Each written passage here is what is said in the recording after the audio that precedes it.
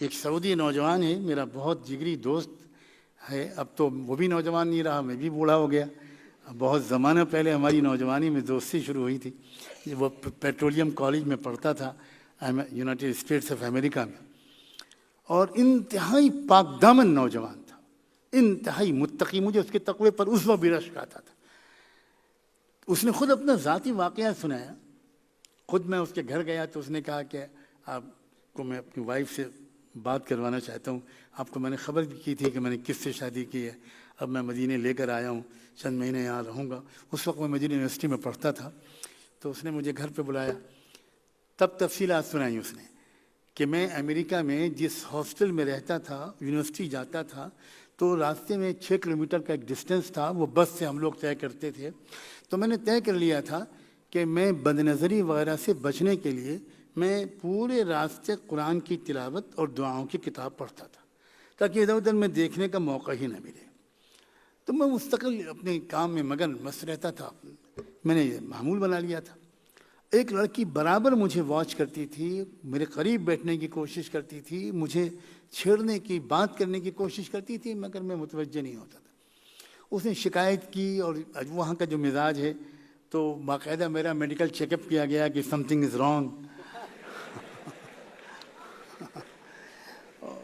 اس psychiatrist کے پاس بھیجا گیا، ماہر نفسیات کے پاس بھیجا گیا، اور رپورٹس بنی کہ بھئی یہ لڑکا اتنا شائی کیوں ہے، بھئی دیکھو کیا کمی ہے اس کے اندر، ابھی تو ٹریٹمنٹ ہو سکتا ہے، بعد میں تو مشکل ہو جائے گا.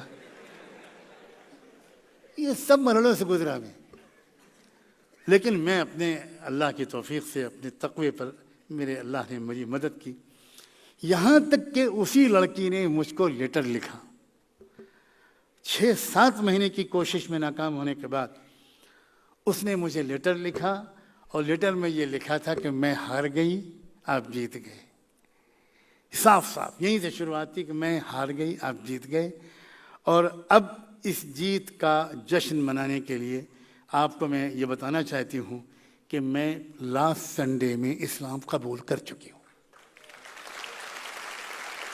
کہ میں آپ کو مبارکباد دیتی ہوں کہ really you played a magic with me, you attracted me and I have no option. اور پھر اس کے بعد میں نے 3 دن تک بہت روزہ رکھا اپنے طریقے کے مطابق، اور مجھے اطمینان ہو گیا. پھر اسی لڑکی سے اس نوجوان نے نکاح کیا، وہ اس کا شوہر بنا. اور آج آپ کو بتاتے ہوئے اس بچی کے 3 نوجوان لڑکے امریکہ میں اس وقت سینئر موسٹ سائنٹسٹ بھی ہیں، تینوں حافظ قرآن بھی ہیں. اور ان میں سے ایک نوجوان لڑکا 25,000 حدیثوں کا سند کے ساتھ حافظ بھی بن چکا ہے. دعوت کا کام کوئی فلسفہ نہیں ہے، ایک تڑپتے دل کی پکار ہے، ایک محبت بھری نگاہ کا ایک کرشمہ ہے. ہمارے دل میں خیر خواہی تو آئے، ہمارے دل میں آخرت کی جنت اور جہنم کی اہمیت تو آئے.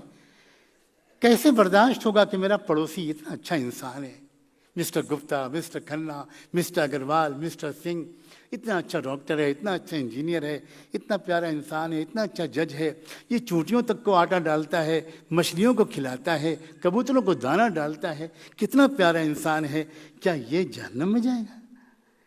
کیسے میں برداشت کروں؟ مجھے کچھ کرنا چاہیے. کچھ نہیں کر سکتے تو کم سے کم اللہ کے سامنے ہم رو تو سکتے ہیں، دعا سے کر سکتے ہیں کہ اللہ میں ہیلپ لیس ہوں، میں بات نہیں کر سکتا، میری صلاحیت نہیں ہے. کوئی بھیج دیجئے بندہ ایسا جو اس سے بات کر سکے، اس کے دل میں کچھ ڈال دیجئے کہ یہ آپ کو پہچان لے.